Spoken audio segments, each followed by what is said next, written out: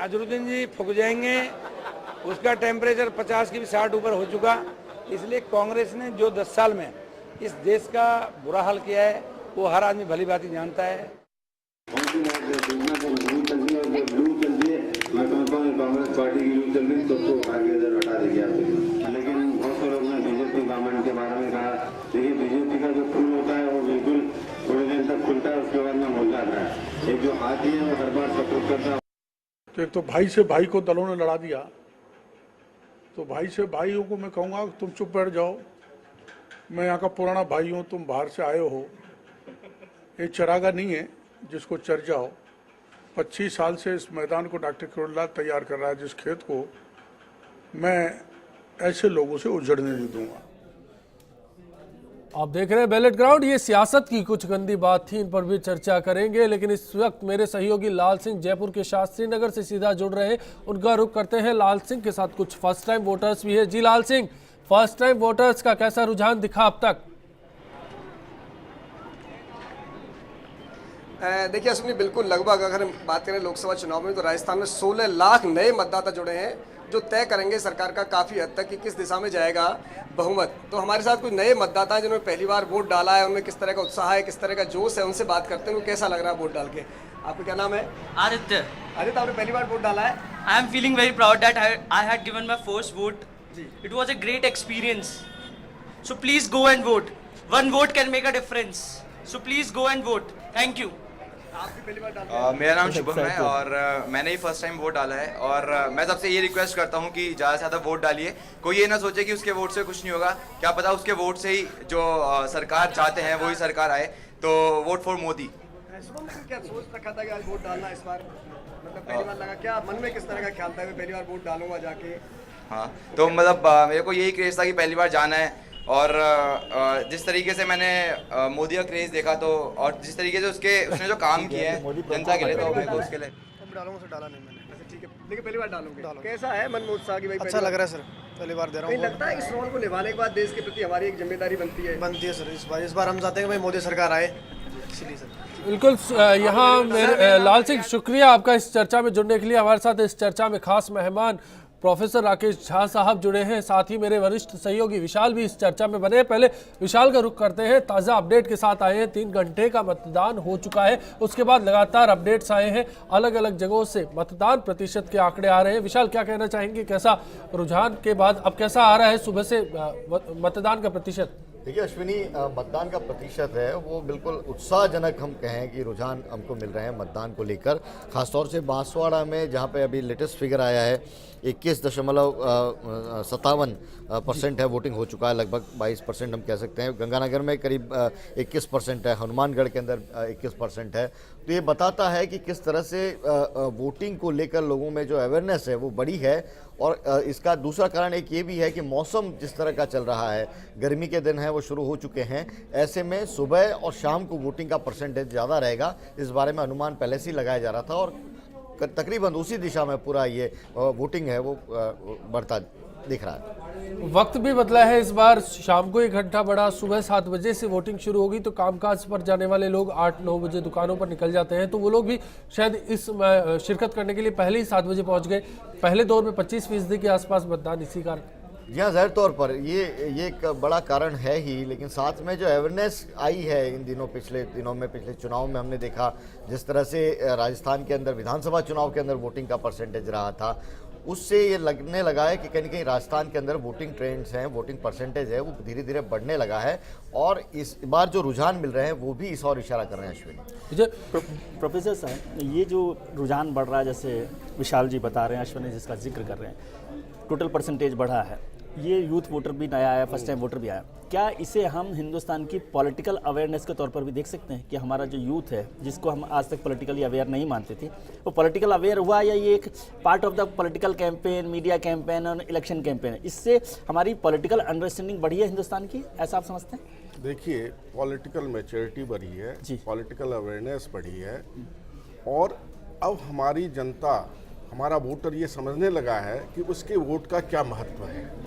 क्योंकि हम वोट देते वक्त तो सो जाएं, हम वोट नहीं दें, और उसके बाद हम रोज आलोचना करें जी जी तो उस आलोचना का कोई औचित्य नहीं है।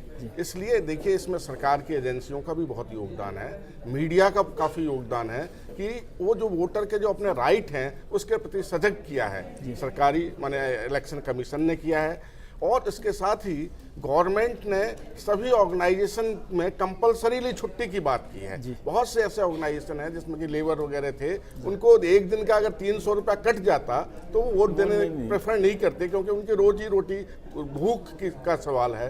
तो इस कारण भी काफ़ी बढ़ा है। और सबसे बड़ी बात जो है, ये अवेयरनेस क्यों बढ़ा है, इस पर भी हम विचार करें। अवेयरनेस इसलिए बढ़ा है कि समस्याएं जो जितनी ज़्यादा बढ़ती जा रही है, युवा में जो समस्याएं, बेरोजगारी की समस्या, भूखे की समस्या और इस प्रकार के जो विभिन्न समस्या है, सब्सिस्टेंस लेवल जो गिरता जा रहा है, इसके कारण भी युवा अब ये समझने लगा है कि सरकार को बदलने की जरूरत है या नहीं है, किसमें हमारा हित है, इसलिए वो अपने राइट को प्रयोग। जैसे प्रोफेसर जिक्र कर रहे हैं कि पॉलिटिकल अंडरस्टैंडिंग और पॉलिटिकल मैच्योरिटी भी बढ़ी है और वोट सब लोग दे रहे हैं। मेरे सहयोगी जो है अश्वनी पारिक, वो बैलेट ग्राउंड पर आने से पहले जो बूथ थी, पोलिंग बूथ, वहाँ पर अपना वोट डालकर आए हैं। तो हम आपसे भी अपील करेंगे कि आप वोट डालिए और सेल्फ पी जो हमारा कैंपेन है, do won't do self P, अपनी पिक्चर भेजिए। हम हमारी आपकी पिक्चर जो है हमारे स्क्रीन पर और हमारी फेसबुक और वेबसाइट पेज पर भी डालेंगे, लेकिन वोट जरूर डालिए पॉलिटिकल अंडरस्टैंडिंग के साथ, पॉलिटिकल मैच्योरिटी के साथ। अश्वनी जी बिल्कुल, लेकिन इस बीच एक खबर बाड़मेर से हमें मिल रही है विजय, यहाँ फायरिंग की खबर मिल रही है। चौहटन विधानसभा की बात की जाए, जहां नहरों की ढाणी के बूथ नंबर 87 पर फायरिंग की खबर आई है। काफ़ी हॉट सीट माना जाता है, लगातार इसको जैसे चर्चा कर रहे थे। तो यहाँ पर भी जो जातिगत समीकरणों को लेकर काफ़ी तनातनी का माहौल था, उस बीच ये फायरिंग की खबर है। लेकिन एक बात और थी, मोदी को लेकर बात थी। नरेंद्र मोदी का जिक्र किया जा रहा था कि लगातार इस चुनाव में नरेंद्र मोदी जो है उनको लेकर जो बात सामने आई कि उनके जो बयानबाजी है, उनको लेकर जो कैंपेनिंग की प्लान किया उन्होंने, और ख़ास तौर पर कल ANI को इंटरव्यू दिया उन्होंने, तो इसको लेकर चर्चा करेंगे। मेरे सहयोगी बाड़मेर से हमारे साथ जुड़ रहे हैं दिनेश, आपसे जानना चाहेंगे, चौहटन में ये फायरिंग की खबर है, इसके बाद क्या इंतजामात हुए? श्रीनी जी, मैं आपको बता देना चाहता हूँ कि ये 20 मिनट पहले की घटना है। चौहटन विधानसभा के नहरों की ढाणी करके एक पोलिंग बूथ है, वहां पर फायरिंग हुई है। इस फायरिंग में एक जो हमारे पास प्रथम दृष्टि जो सूचना आ रही है, जो हमारी कलेक्टर से बात हुई है, तो ये बात बताई जा रही है कि एक व्यक्ति की घायल होने की, उसका नाम बताया जा रहा है बोमाराम, और बेसिकली वो कांग्रेस का कार्यकर्ता था। इस तरीके की खबर आ रही है। जिस तरीके की फायरिंग खबर आने के बाद में उस पूरे इलाके और चौहटन विधानसभा सहित पूरे बाड़मेर डिस्ट्रिक्ट में जहाँ पर भी संवेदनशील बूथ थे, वहां पर एकदम अचानक ही सिक्योरिटी को बढ़ाने के कलेक्टर ने आदेश दे दिए। और खास तौर पर कलेक्टर खुद भी कुछ ही देर में हो सकता है कि उस जगह का, उस पोलिंग बूथ का मौका मुआयना करे। शुक्रिया दिनेश इस चर्चा के लिए आपका। तो बाड़मेर के चौहटन से खबर थी, जहां एक पोलिंग बूथ पर फायरिंग की खबर है। काफ़ी संवेदनशील इस बूथ को माना जा रहा था और यहां अब कलेक्टर ने मोर्चा संभाल लिया है। संवेदनशील बूथों पर सुरक्षा व्यवस्था को माकूल करने के निर्देश कलेक्टर की ओर से दिए गए। विजय, हम चर्चा कर रहे थे नरेंद्र मोदी की, कल ANI पर इंटरव्यू था। उन्होंने कहा कि इस बार के चुनाव में कांग्रेस को हार का सामना करना पड़ेगा, लेकिन एक बात कही, राजनीति की सफाई, मैं राजनीति की सफाई करने आया हूं। क्या माना जाए, नरेंद्र मोदी इतने बड़े हो गए, जिम्मेदारी संभालेंगे अब? नरेंद्र मोदी का जो पूरा कैंपेन था अश्वनी, वो व्यक्तिवादी कैंपेन है जिसका हम जिक्र कर रहे थे बार बार। और उन्होंने दो बातें कल के इंटरव्यू में अच्छी कही। एक बात ये कही कि राजनीतिक सफाई करने वो आए हैं, अच्छी बात है। दूसरी बात उन्होंने कही कि मैं वेंडेटा पॉलिटिक्स करने के लिए नहीं आया हूँ, बदले की राजनीति के लिए नहीं आया हूँ। और तीसरी बात उन्होंने कही कि चुनाव जब आदमी को बुखार हो जाता है, तेज बुखार हो जाता है 104 105, तो वो बड़बड़ाने लगता है, तो उससे उस व्यक्ति का चरित्र नहीं देखा जाता।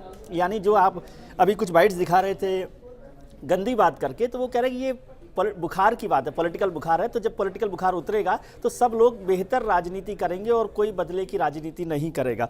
लेकिन जैसे आपने कांग्रेस का जिक्र किया कि कांग्रेस की हार का बात की है नरेंद्र मोदी ने, विशाल जी से मैं जानना चाहता हूँ। विशाल जी बहुत लंबे समय से कांग्रेस को देखते रहे। विशाल जी, एक ज़माना था कि 1984 में कांग्रेस को 25 सीटें मिली, पिछले 2009 में भी 20 सीटें मिली हैं, राजस्थान से 8 मंत्री UPA 2 सरकार में रहे हैं। उसके बाद भी आज जो कांग्रेस है वो खस्ता हाल में दिखाई दे रही है। विधानसभा चुनावों में तो हार ही गए। बिल्कुल विजय, लेकिन ये 6 पूर्व मुख्यमंत्री हैं जिनकी तस्वीर हमारी स्क्रीन पर है। अशोक चौहान, राबड़ी देवी, लालू यादव, येदियुरप्पा, सुशील शिंदे और वीरप्पा मोइली, सभी ने अपने वोट का इस्तेमाल किया है। आप भी अपने वोट का इस्तेमाल कीजिए। तो विशाल, आज 2009 में भी 20 सीटें कांग्रेस के पास रही हैं, तो आज वो ऐसी स्थिति में क्यों आ गई है कि बीजेपी को लग रहा है कि वो मिशन 25 पूरा कर सकते हैं? देखिए, ये 10 साल का शासन केंद्र में रहा है कांग्रेस का, और ऐसे में कांग्रेस के पास में अपनी योजनाओं के नाम पे बताने को तो बहुत कुछ है, लेकिन कोई करिश्माई इस तरह की बातें नहीं है कि जिसमें हम एक दिवा स्वप्न हम दिखा सकें लोगों को कि हम आके ये कर देंगे, क्योंकि उन्होंने जो कुछ किया वो 10 साल के अंदर कर दिखाया। अब ये कांग्रेस के पास में उसका 10 साल का जो काम है वही एक मजबूत आधार है वोट मांगने के लिए। उस कसौटी पर कांग्रेस से अपने आप को तैयार कर रही है। वहीं भाजपा के साथ में इसको कहें एक मौका इसलिए बनता दिख रहा है भाजपा के लिए क्योंकि उसके पास में दिवा स्वप्न दिखाने का एक रास्ता बचा हुआ है कि अगर हम आए तो ये कर देंगे। कांग्रेस है वो दिखा चुकी है कि हम 10 साल के अंदर ये परफॉर्म कर पाए हैं, तो इसीलिए तस्वीर है वो कुछ ऐसी बन रही है कि कांग्रेस है वो उस तरह से आक्रामक है, प्रचार में नहीं हो पाई है जिस तरह से भाजपा ने मोर्चा संभाला। प्रोफेसर, एक चीज़ का जिक्र करना चाहते हैं कि यूथ पॉलिटिक्स की बात हो रही है, यूथ लीडर की बात हो रही है। राहुल गांधी और नरेंद्र मोदी को यदि एज के मुकाबले में देखा जाए तो राहुल गांधी कंपैरेटिवली ज़्यादा यंग हैं, वो 40 साल के हैं, नरेंद्र मोदी करीब करीब 60 साल के हैं। उसके बाद भी हिंदुस्तान का जो नौजवान वोटर है वो राहुल गांधी को यूथ लीडर के तौर पे, यूथ आइकन के तौर पे क्यों नहीं देख पा रहा है? आप मोदी वर्सेस राहुल को किस तरह से देखते हैं? देखिए, यूथ पॉलिटिक्स है, उनकी अहम भूमिका भी है राजनीति में, लेकिन यहाँ जो प्रधानमंत्री पद के दावेदार की उम्र का प्रश्न नहीं है। यूथ की जो अपेक्षा है वो यूथ की अपेक्षा को कौन उसकी पूर्ति कर सकता है? यूथ तो क्या राहुल गांधी कम समझते हैं यूथ को? राहुल गांधी समझते हैं कि नहीं ये मैं नहीं कह सकता, लेकिन राहुल गांधी की सरकार तो इनडायरेक्टली 10 साल से थी ही, और यूथ उससे संतुष्ट नहीं हुआ, उसमें असंतोष है काफी, और उस असंतोष के लिए ऑप्शन अब एक ही रह गया है कि उस असंतोष की पूर्ति है वो दूसरा ऑप्शन देखना चाहते हैं कि मोदी, नरेंद्र मोदी, और उन्होंने जो गुजरात में जो कुछ करके दिखाया है वहाँ का यूथ उनसे संतुष्ट है, इसलिए नरेंद्र मोदी को एक बार अवसर देने। लेकिन लगता नहीं कि मोदी को जिस तरह से मार्केटिंग में माहिर माना जाता है कि गुजरात में जो कुछ भी सूरत हाल हो लेकिन उसको बढ़ा चढ़ाकर बाहर दिखाया गया हो, क्योंकि आंकड़े तो इस चीज की पुष्टि साफ तौर पर खुलकर नहीं करते, लेकिन मोदी की मार्केटिंग ऐसी हो गई है कि मोदी को अब पूरे हिंदुस्तान में एक उम्मीद के तौर पर देखा जाना है। और दूसरी तरफ इस लिहाज से देखा जाए कि कांग्रेस अपनी मार्केटिंग करने में पीछे रह गई। कांग्रेस नरेगा को नहीं बुला पाई, कांग्रेस बाकी खाद्य सुरक्षा योजना लेके आई उसको नहीं बुला पाई। देखिए, मार्केटिंग करने में न तो मोदी कम है न कांग्रेस कम है, कोई भी पॉलिटिकल पार्टी मार्केटिंग करने में कम नहीं है, लेकिन मार्केटिंग का भी कुछ आधार होता है। आप जिसका जिक्र कर रहे थे, कल मोदी जी से भी ये प्रश्न पूछा गया था CNN उस पर।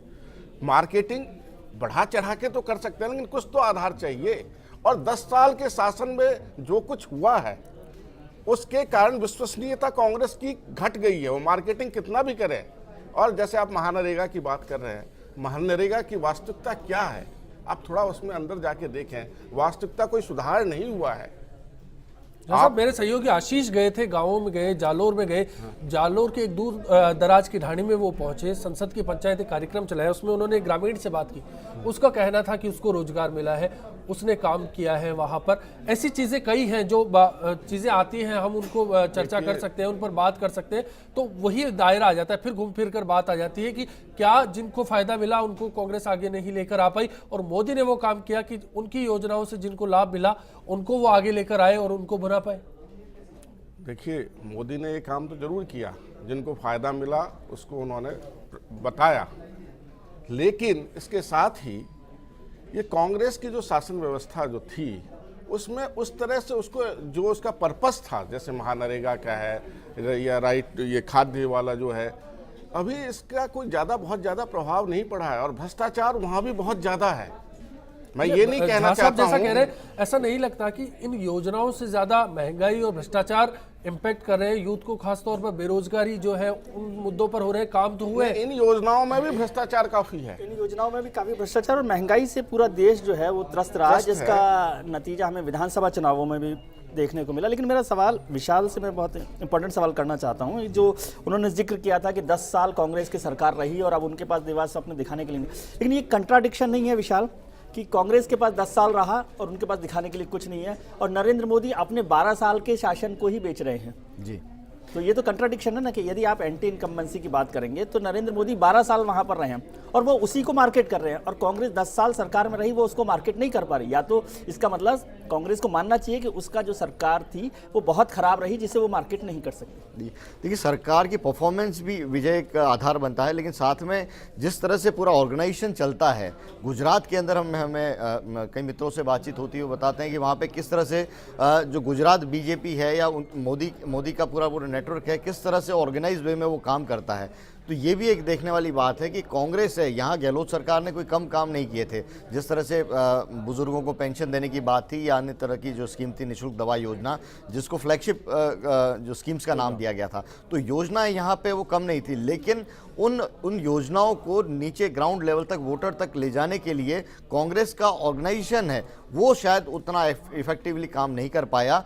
और यही बात है, मार्केटिंग का मतलब ये नहीं कि बाजार में किस उत्पाद की मार्केटिंग होती है, राजनीति में मार्केटिंग का आधार होता है कि किस तरह से वर्कर है वो वही बात करे जो उसका नेता डिसाइड कर रहा है, और आम जनता भी उस बात को समझे उसी तरीके से। वाली बात है विशाल की नेतृत्व कैसा रहा दोनों पार्टियों में, इसको लेकर भी चर्चा की जानी जरूरी है। वक्त एक ब्रेक का, ब्रेक के बाद लौटेंगे तो बात करेंगे दोनों पार्टियों में नेतृत्व कैसा रहा, लीडरशिप आखिर किसकी मजबूत रही और किसकी कमजोर रही, और इसका असर चुनाव में कैसा पड़ सकता है।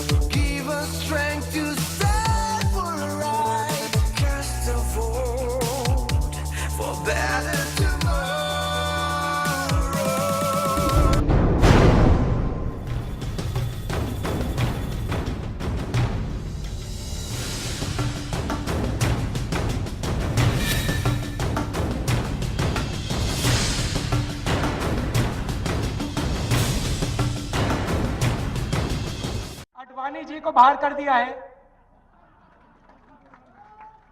जो वी होता है ना, वी, उसको निकाल दिया और दूसरे व्यक्ति को अंदर कर दिया। अडवाणी बाहर, अदानी अंदर। आज इतने दिन हो गए, राज्य के अंदर चुनाव चल रहे हैं, परंतु हमने तो कभी उनका ना तो स्टेटमेंट देखा, ना तो शक्ल देखी, ना टीवी पे आदमी मिला। प्रधानमंत्री के पद का पतन कराने का काम जिस कांग्रेस ने किया है, सबसे ऊंचा पद इस देश के अंदर, और आज प्रधानमंत्री के उसके ऊपर धब्बा लाने का काम इन लोगों ने किया है। वापस उस पद को अपने गौरवमय स्थिति के ऊपर ले जाने का काम नरेंद्र मोदी करेंगे। ये पानी किसने रोका, ये बात किसने किया? भाइयों बहनों, जिन्होंने आपका पानी छीन लिया है ना, उनको एक चुनाव में नहीं 7 पीढ़ी तक सजा करते रहना चाहिए, 7 पीढ़ी। और शहजादे जी तो ऐसे भाषण करते हैं जैसे वो मंगल के ग्रह पर से आए हैं। और ये थी सियासत की गंदी बात, लेकिन इसमें नेतृत्व को लेकर सवाल खड़े हो रहे थे, इस पर चर्चा करेंगे। लेकिन उससे पहले बात कर लेते हैं उत्तरज मतदान केंद्र की, जो सिरोही जिले के माउंट आबू के पास है और प्रदेश का सबसे ऊंचा, मतलब पहाड़ी पर यह मतदान केंद्र है। आज आम चुनावों के लिए वोटिंग हो रही है। एक नई सरकार चुनने का वक्त है, पर चुने क्यों? सवाल अटपटा लग सकता है, पर अगर सिरोही में माउंट आबू की पहाड़ियों में उत्तरज और शेरगांव के लोगों को देखें तो बिल्कुल नहीं लगेगा, क्योंकि दोनों गांव बिजली, पानी जैसी तमाम सुविधाओं को तरस रहे हैं। बावजूद इसके गांव वाले बिना शिकवा शिकायत के वोट पूरे उत्साह से डालते हैं, तब भी जब वोट डालने में दुनिया भर की दुश्वारियां हैं। इन्हें निर्वाचन विभाग के विज्ञापनों से भी कोई मतलब नहीं, बस तारीख पता होनी चाहिए। शेरगांव के लोगों को तो 6 घंटे पहले ही घर से निकलना होता है। इस दौरान दिन भर के खाने पीने की व्यवस्था किए ये लोग एक बार जब निकलते हैं तो फिर सीधे रात को ही घर लौटते हैं। खैर, बात अब शर्म की, जो जिले से चुनाव लड़ रहे नेताओं को छू नहीं पाई। यहाँ तमाम उम्मीदवारों ने इन गांवों के लोगों को अपना चेहरा दिखाने की जहमत तक नहीं उठाई है, कभी झांका भी नहीं इन पहाड़ियों के पीछे की दुनिया को। पहुँचे तो बस वो लोग जिन्हें इन गांवों के वोट इकट्ठे करने हैं। यहाँ पर हम लोगों को पोलिंग स्टेशन तक पहुँचने में इतनी परेशानी हो रही है। मैं समझता हूँ कि यहाँ के वोटर जो हैं वो वास्तव के अंदर में जो है धन्यवाद के पात्र हैं, जो इस दुर्गम इलाके में रहते हैं और यहाँ आकर के वोटिंग करेंगे। सोचिए कितना खुदगर्ज जमाना है इन गांवों के लिए। बावजूद इसके गांव वाले बिना परवाह किए अपना फर्ज निभा रहे हैं। लोकतंत्र का सम्मान करने वाले इन गांव वालों के लिए कार्यपालिका, विधायिका और न्यायपालिका के पास कुछ भी नहीं।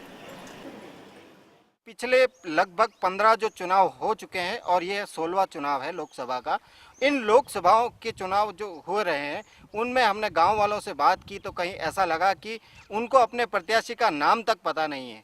किस आधार पर वोट करते हैं यह तो भगवान ही जाने। कैमरामैन हरीश पंचाल के साथ Kamlesh Prajapat, first India news, mount Abu, Sirohi. लोकतंत्र का एक रंग ये भी है, लेकिन बात नेतृत्व की हो रही थी। आखिर कांग्रेस और बीजेपी में कहाँ नेतृत्व का आधार है और कौन इसमें आगे है। झा साहब, आपका रुख करेंगे। आपसे बात जब चल रही थी मार्केटिंग की, उसके साथ साथ एक और बात थी कि दोनों पार्टियों में नेतृत्व को लेकर बात है। एक तरफ नरेंद्र मोदी है, कांग्रेस ने राहुल गांधी को आगे किया। क्या यहाँ कुछ फर्क रहा? देखिए, मैं आपको एक चीज बताऊं, नेतृत्वकर्ता जो है उसको पब्लिक का सपोर्ट बहुत आवश्यक है। और कांग्रेस में क्या हुआ, प्राइम मिनिस्टर तो नॉमिनेटेड हो गए जिनके की पब्लिक सपोर्ट नहीं है। मनमोहन सिंह की सबसे बड़ी कमजोरी क्या थी, वो स्टैंड नहीं लेते हैं, वो उनकी व्यवस्था है, क्योंकि उनके पास पब्लिक सपोर्ट नहीं था।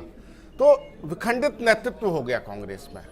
और फ्रेगमेंटेड जब लीडरशिप होगा, एक तरफ Manmohan Singh as prime minister, एक तरफ सोनिया गांधी और एक तरफ राहुल। विजय, संजय बारू की किताब भी यही कहती है, तो क्या इलेक्शन से पहले वो किताब आना और फिर जैसा झा साहब जिक्र कर रहे हैं, तो ये क्या तस्वीर बयां करती है?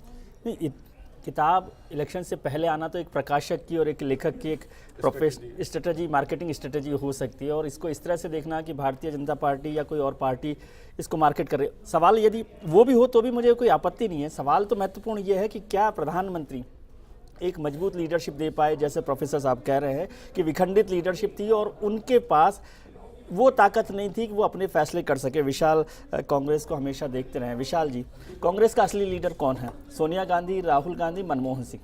सरकार के तौर पर भी देखें, पार्टी के तौर पर नहीं, यूपीए सरकार का लीडर कौन रहा? देखिए, अगर पार्टी की बात करें और सरकार की बात करें तो जिससे कांग्रेस है वो कांग्रेस के अंदर जो डाइवर्सिटी है, विविधता है, वो विविधता खत्म हो जाए और जिसके आगे सारे विवाद हैं उसका समाधान हो जाए, कांग्रेस के अंदर वही लीडर है। सोनिया गांधी है, जाहिर तौर पर उसको उनके नाम पर तमाम जो नेता हैं उनको एकमत कर लिया जाता है और सोनिया गांधी की राय है अगर कोई किसी मामले में सामने आ जाती है, या राहुल गांधी जो कार्यकारी जो उसके राष्ट्रीय उपाध्यक्ष बनाए गए हैं, तो वो जो कह देते हैं उनके नाम पर तमाम जो कांग्रेस की लीडरशिप है वो एकजुट हो जाती है। तो जाहिर तौर पर कांग्रेस के अंदर डाइवर्सिटी है, उसको जो भी ख़त्म कर देता है वो असल देता है, वो कहलाता है। प्रोफेसर साहब, एक चीज़, एक कंट्रडिक्शन है कांग्रेस और बीजेपी में। कांग्रेस में एक मजबूत अध्यक्ष और एक कमज़ोर प्रधानमंत्री। बीजेपी में यदि नरेंद्र मोदी प्रधानमंत्री बनते हैं तो एक संभावना दिखती है एक मजबूत प्रधानमंत्री और एक कमज़ोर अध्यक्ष। क्या बेहतर व्यवस्था है लोकतंत्र के लिए? इसके लिए तो भारतीय शासन व्यवस्था में थोड़ा इसके इतिहास की तरफ हम देखें जी।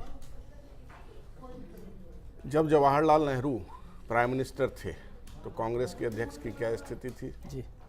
जब श्रीमती इंदिरा गांधी प्राइम मिनिस्टर थी, कांग्रेस के अध्यक्ष की क्या स्थिति थी।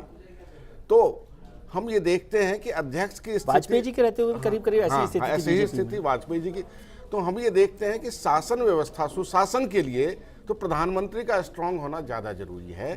पार्टी अध्यक्ष का तो जब इलेक्शन लड़ना है, जब पॉलिसी डिसीजन लेनी है, उसमें पार्टी अध्यक्ष की वरीयता होनी चाहिए, न कि सुशासन के लिए, शासन व्यवस्था के लिए उसकी जिम्मेदारी। तो आप वोट तो पार्टी के मैनिफेस्टो पर मांगते हैं, तो पार्टी का मैनिफेस्टो पार्टी अध्यक्ष तय करता है। यदि पार्टी अध्यक्ष की सुनवाई किसी सरकार में नहीं होगी तो वो जो उसके वोटर हैं, उसके जो कार्यकर्ता हैं, उसकी कैसी इच्छा पूर्ति करें? भारतीय राजनीति की परंपरा रही है कि वोट जो है ना, हम शुरू से नेहरू जी की कैरिस्मेटिक पर्सनालिटी के कारण उनको वोट दिया जाता था। मिसेज गांधी के खिलाफ जब कांग्रेस के लोग हो गए, एक समय आया 67-71 में, मिसेज गांधी ने अलग दल बना लिया। लेकिन बिल्कुल नहीं, हिस्ट्री पर भी बात की जानी जरूरी है और इस पर चर्चा जारी रखेंगे। लेकिन फिलहाल 10:30 बजे तक क्या सुर्खियां हैं उनका रुख करते हैं और सबसे पहले एक नजर हेडलाइंस पर।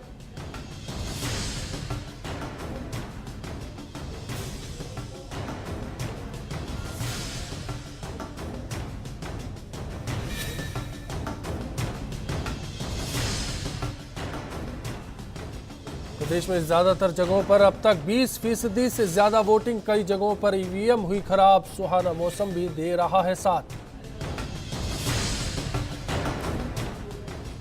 20 सीटों पर कड़ी सुरक्षा के बीच वोटिंग जारी, 5942 पोलिंग बूथ संवेदनशील, 104 सीआरपीएफ कंपनियों ने संभाला मोर्चा। श्रीगंगानगर में पोलिंग बूथ गांव में नहीं होने से ग्रामीणों ने किया मतदान का बहिष्कार, वोटिंग के लिए जाना पड़ता है 3 किलोमीटर दूर। दौसा में भयमुक्त वोटिंग के लिए प्रशासन बांटेगा 18,000 रेड कार्ड, 24 अप्रैल को होना है मतदान, थाना अधिकारियों को सौंपा जिम्मा। बाकी बची 5 सीटों के लिए मोदी करेंगे 3D प्रचार, 5 जिलों में होगी सभाएं, 24 को असली इम्तिहान।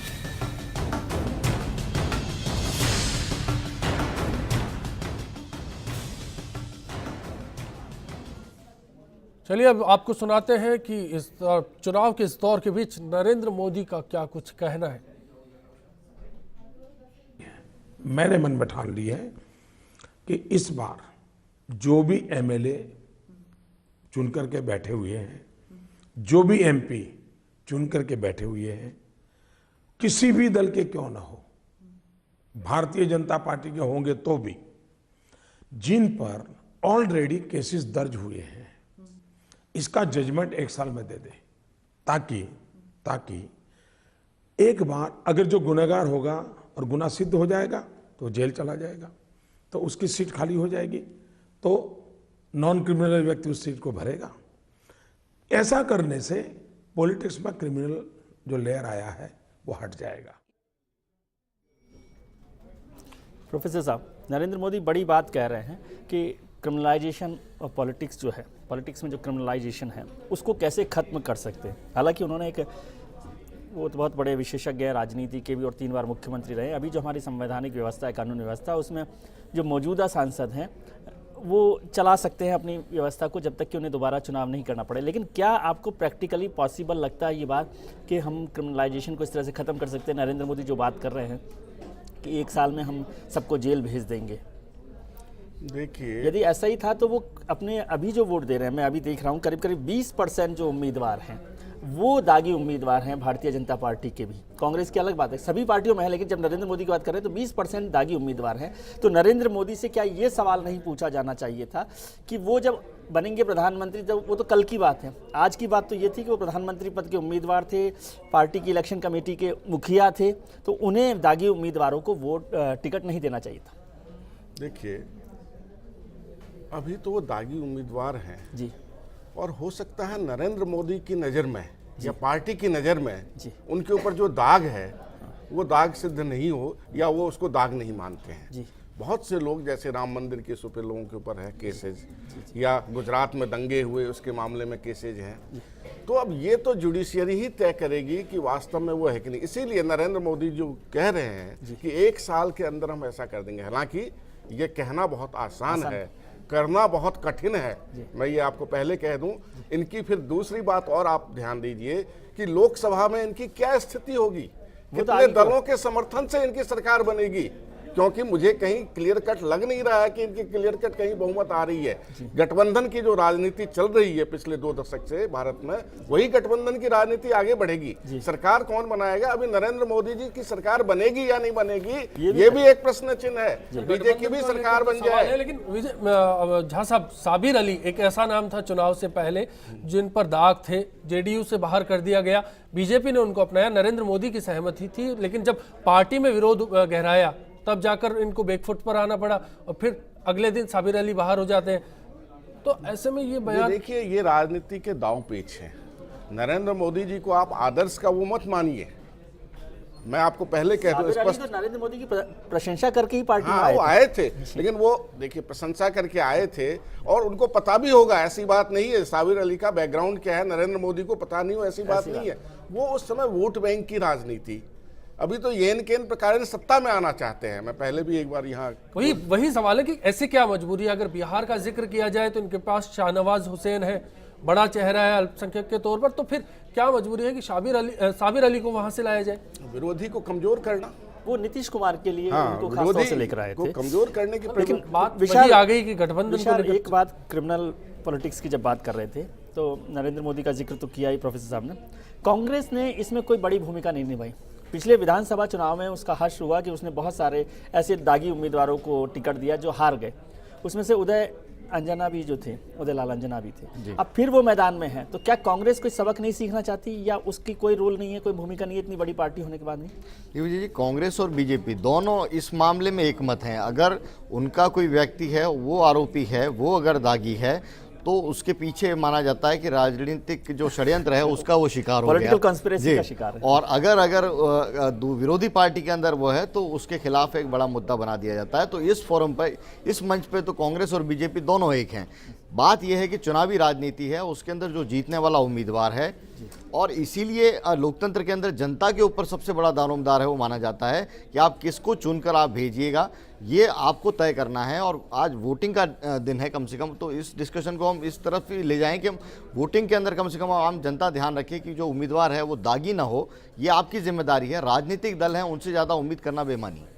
बिल्कुल विशाल, मैं बिल्कुल आपको रोकना चाहूँगा। वोटिंग के उत्साह की बात आपने की, ऐसी ही एक खबर सिरोही ज़िले से है जहां इस बार नेत्रहीन लोगों ने भी मतदान किया और कहा कि मैं आंखें नहीं है, लेकिन उसके बावजूद वोट देकर देश के भविष्य को उज्जवल बनाने की कामना करता हूं।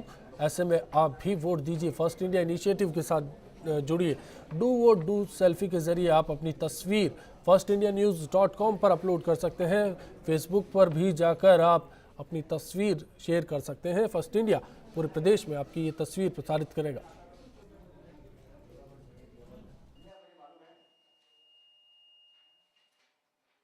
जो अंधजन विद्यालय के जो बच्चे हैं उनमें भी इस वोटिंग को लेकर काफी उत्साह देखने को मिल रहा है।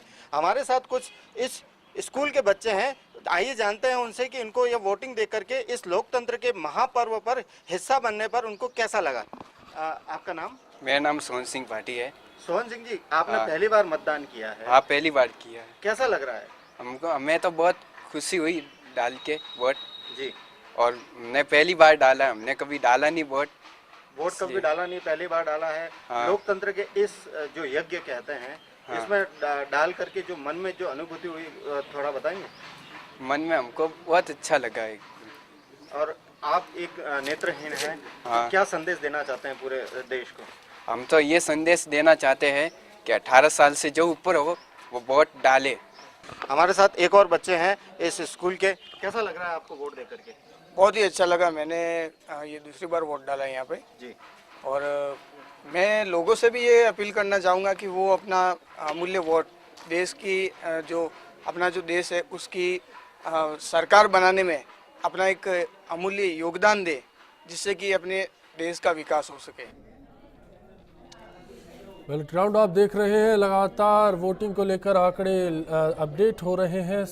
हर ज़िले की हर सीट की पल पल खबर आपको दिखा रहे हैं। चर्चा में खास मेहमान हमारे साथ जुड़े हैं। झा साहब, बात हो रही थी नरेंद्र मोदी की, गठबंधन की बात हो रही थी, अपराध की बात हो चुकी है, लेकिन गठबंधन को लेकर अगर जिक्र किया जाए तो नरेंद्र मोदी ने जयललिता को लेकर पत्ते अभी तक नहीं खोले। पहले जब नरेंद्र मोदी प्रधानमंत्री पद के उम्मीदवार डिक्लेयर होते हैं तो जयललिता आती है उस फंक्शन में, लेकिन उसके बाद अब एक दूसरे के खिलाफ आरोप प्रत्यारोप खुलकर सामने आते हैं। इसी तरह से अगर बात की जाए जगन मोहन को लेकर भी अभी गठबंधन को लेकर तस्वीर साफ नहीं है, लेकिन दोनों ऐसा भी नहीं बोलते कि हम गठबंधन नहीं करेंगे, वक्त की जो ज़रूरत है उसके मुताबिक फैसला लिया जाएगा। क्या लगता है कि स्ट्रेटेजी क्या है? जयललिता जी और जगमोहन जी दोनों ही अपना पत्ता नहीं खोलना चाहते हैं। ये सब निर्भर करता है कि बीजेपी और नरेंद्र मोदी की खुद की क्या स्थिति होगी। ममता बनर्जी का भी यही हाल है। हाँ, खुद की क्या स्थिति होगी। सपोज दैट ये 250 के नियर अबाउट ले आए, मैं एक हाइपोथेटिकल बात कह रहा हूँ, तो 250 के नियर अबाउट ले आएंगे तो ये सब इनके साथ हो जाएंगे, आप देखिएगा। लेकिन अगर ये 180 रखेंगे, 170 होगा, 160 होगा, और कांग्रेस की अगर बेहतर स्थिति हो जाए, जिसकी की संभावना मुझे कम लग रही है, लेकिन जो भी है राजनीति में कुछ नहीं कहा जा सकता है, तो ऐसी स्थिति में उनके पास ऑप्शन है, वो अभी अपना ऑप्शन नहीं खोलना चाहते हैं, इसलिए ये नहीं हुआ है। ऑफ कोर्स नरेंद्र मोदी की व्यक्तिगत मित्रता है उनसे, लेकिन वो राजनीति में पत्ता तभी खोलेंगे जब अवसर आएगा। इसलिए मुझे लगता है प्रोफेसर साहब ये इसको पॉजिटिव तरीके से देखें, महाभारत की तरह से, तो ये संत व्यवहार नहीं है कि भीष्म की तरह से सिंहासन से जुड़े रहना, सिंहासन के प्रति अपनी निष्ठा जाहिर करना होगी, जो सिंहासन पर रहेगा उसके साथ रह लेंगे। ये तो भारतीय राजनीतिक दलों की, खासतौर से क्षेत्रीय दलों की, काफ़ी क्षेत्रीय दल ऐसे हैं कि जो शासन के इर्द गिर्द रहता है जी, उसको ही समर्थन देते हैं जी। आपको मैं बताऊं, आप देख लीजिए ये उत्तर प्रदेश में मुलायम सिंह जी की सरकार, मुलायम सिंह की पार्टी देख लीजिए, मायावती की पार्टी देख लीजिए, आप अजीत सिंह जी को देख लीजिए, जो पावर के इर्द गिर्द होता है उसी को समर्थन देने का वो प्रयास करते हैं। ये कितने भी, ये जितने लोग कह रहे हैं कि ये धार्मिक आधार पर बीजेपी का विरोध कर रहे हैं, क्या इन्होंने पहले नहीं बीजेपी का समर्थन किया है? अजीत सिंह जी की तो पावर गेम है। अश्विनी, अजीत सिंह जी की तो याददाश्त की भी तारीफ करनी चाहिए कि उन्हें ये याद होगा कि कितने दलों में वो रहे, कितने दलों के साथ उन्होंने सरकारें बनाई हैं, कब और सरकार में मंत्री रहने का अनुभव उनको है। बिल्कुल विजय, इस पर भी चर्चा की जाएगी। फिलहाल वक्त एक ब्रेक का, ब्रेक के पार लौटेंगे तो चर्चा जारी रहेगी।